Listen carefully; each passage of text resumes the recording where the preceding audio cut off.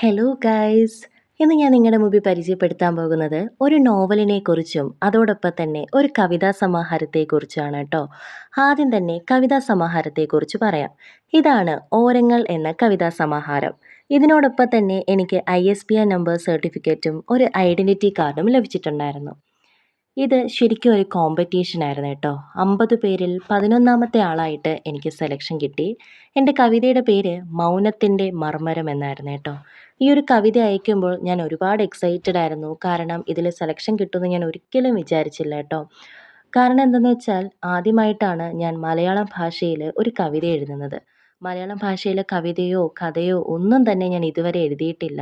ഒരുപാട് പേര് എൻ്റെ അടുത്ത് പറഞ്ഞിട്ടുണ്ട് ഇംഗ്ലീഷിൽ മാത്രം എഴുതാതെ മലയാളത്തിലും കൂടി ഒന്ന് എഴുതി നോക്ക് എന്ന് ഒരുപാട് പേര് പറഞ്ഞിട്ടുണ്ട്. അപ്പം അതിൻ്റെ ഒരു ഫലമായിട്ടാണ് ഞാൻ ഈ ഒരു കോമ്പറ്റീഷൻ കാണുന്നതും ഈ ഒരു കവിത അയച്ചു കൊടുക്കുന്നത്. സീലിഡ് ബ്രാൻഡാണ് ഇത് പബ്ലിഷ് ചെയ്തേക്കുന്നത്. അവരോട് ഒരുപാട് നന്ദി അറിയിച്ചുകൊള്ളുന്നു. ഇനി ഞാൻ പരിചയപ്പെടുത്താൻ പോകുന്നത് എൻ്റെ മാത്രം സ്വത്ത് അല്ലെങ്കിൽ എൻ്റെ മാത്രം സ്വപ്നം എന്ന് എനിക്ക് അവകാശപ്പെടാൻ പറ്റുന്ന എൻ്റെ novel behind the walls of Barrow Hill അതിനെക്കുറിച്ചാണ് കേട്ടോ. ബുക്ക് ലോഞ്ച് ഇതുവരെ കഴിഞ്ഞിട്ടില്ല. നല്ലൊരു വേദി നോക്കുന്നുണ്ട്.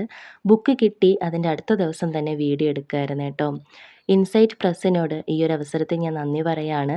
നേരിട്ട് തന്നെ അവരോട് നന്ദി അറിയിച്ചിരുന്നു. അവരാണ് ഇത് പബ്ലിഷ് ചെയ്തത്.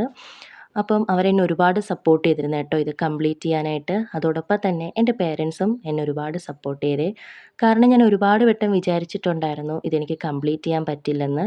പക്ഷേ ഒരുപാട് സപ്പോർട്ട് എനിക്ക് കിട്ടി കേട്ടോ. അപ്പം ഇത്രയേ ഉള്ളൂ ഇന്നത്തെ വിശേഷം. Thank you.